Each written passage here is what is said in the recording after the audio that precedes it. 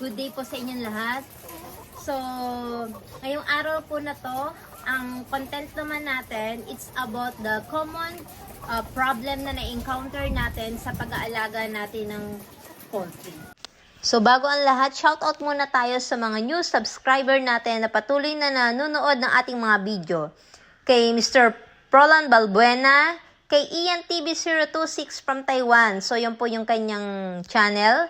Si Warehouseman, si Ka Aluminum Vlog, Marlon Navarro from Saudi, si Miss Angelina Nobila, si Rocky Sapelino from Dubai, si Vincent Channel Vlog 3793. So, yun po yung kanyang channel.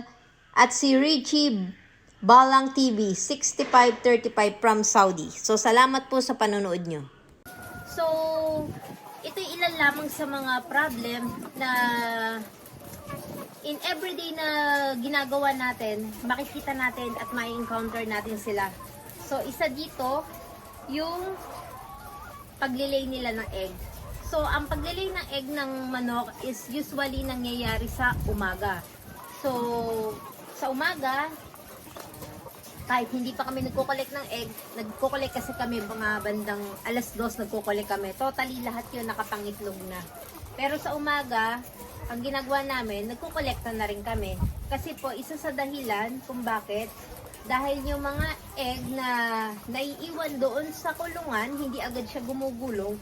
So, nagkakaroon tayo ng dirty egg, katulad nito. Yan. So, ito, iba na magiging consider nito. Dirty egg na siya. So, iba po ang price ng dirty egg. So, kailangan sa umaga, bibisita rin tayo dito para i-check kung yung mga itlog kung may naiiwan ba sa loob. So, kung meron, ikalahigin na natin siya papunta sa harap para hindi na siya magkaroon ng chance na mataihan pa ng mga manok. So, yung isa yun sa mga problem na na-encounter natin. Ito rin po yung sinasabi ko sa inyo. Oh, ito, katulad niyan. Naiwan siya dun sa loob.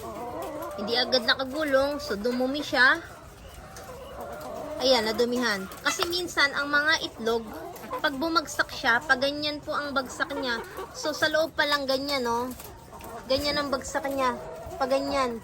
Kaya hindi agad siya makagulong pag ganyan. Kung ang bagsak po sana na itlog pag ganito, ang mangyayari niyan, gugulong yan, diretso. Pero kung ang bagsak niya itlog pag ganyan, hindi po agad makakagulong. Ganyan, no?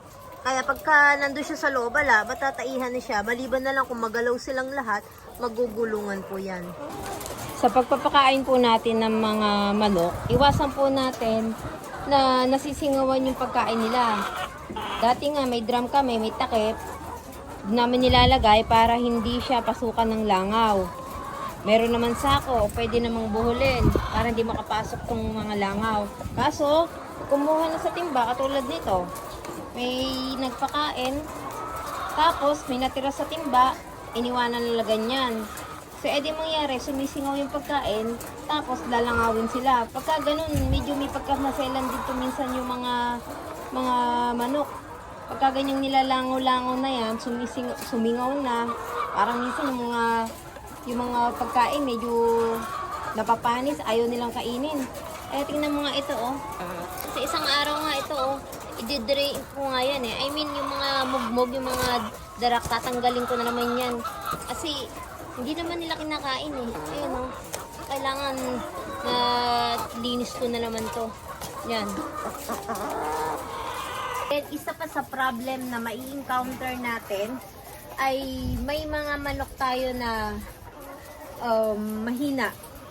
Minsan may makikita tayo dyan, yung palong niya may sugat. So ang manok kasi pag nakakita ng dugo sa kapwa niyang manok, ang nangyayari po nun, tinutuka niya ng tinutuka. So, sa isang kulungan po, 4 po ang nakalagay.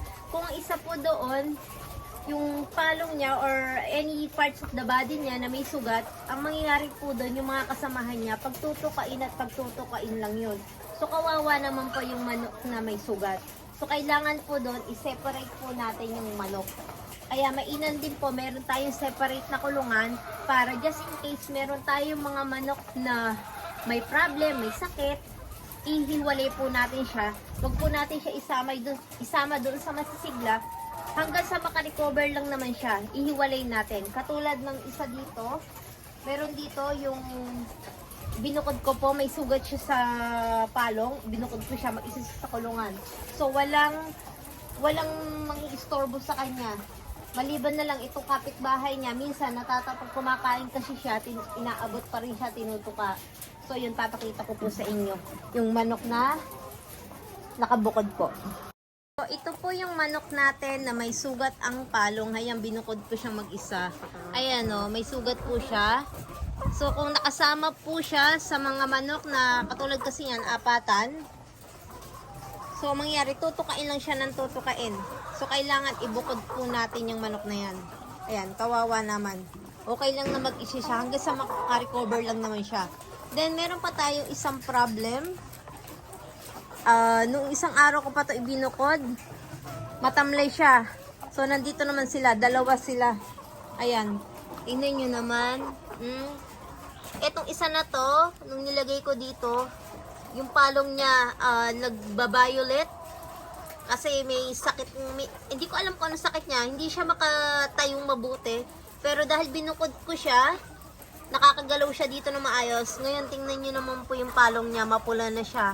Kahapon ko lang yan ibinukod, medyo naka-recover na siya. Kaya lang po yung isa natin, hindi ko po alam kung bakit matamlay pa rin siya. Tingnan niyo yung palong niya, medyo ano pa rin, oh. Matamlay siya. Hindi katulad nito masigla. Ano kaya ang problem niya? So, okay pa naman siya umiinom. So, sana mag-okay siya. Binukuran ko siya ng inumin tsaka ng pagkain. Yan. Isa pa po sa mga na-encounter natin kung bakit marami tayong mga dirty egg, bukod sa hindi agad nakakagulong yung mga egg doon mula doon sa loob, papunta dito sa gulungan ng mga egg, ay yung mga gulong po niya, marami na siyang agiw-agiw. Siyempre po, yung itlog, paglabas niyan sa puwitan nila, medyo basa pa po yan. So, kung marami po yung gulungan niya, didikit yung dumi doon sa itlog kasi basa-basa pa yon. Kaya minsan pag nagtitimbang ako ng egg, marami ako nakikitang may mga line siyang ganyan, dumi. So, kailangan yung linisin din natin. So, papakita ko sa inyo dito, oh. Actually, hindi ko pa ito na-brush ng bala kong bumili yung parang yung pang-brush sa mga agiw-agiw na to. Papakita ko po sa inyo. So, ayan po yung sinasabi kong mga agiw-agiw niya. Ayan. Ito, mga agiw niya. Ayan. So, pag gumulong yung egg at medyo basa pa, so madumi to, ang mangyayari, didikit po siya dun sa egg. So, kailangan ito ma-brush din. I-brush natin yan para matanggal natin yung mga agiw-agiw. Yun. So, iyon po ay ilan lamang sa mga common problem na na-encounter natin. So, sana po nakatulong po ako sa inyo sa pag-share na ideas ko kung ano yung mga possible solution natin para maiwasan po natin yon. So, salamat po ulit sa panonood nyo ng mga video ko.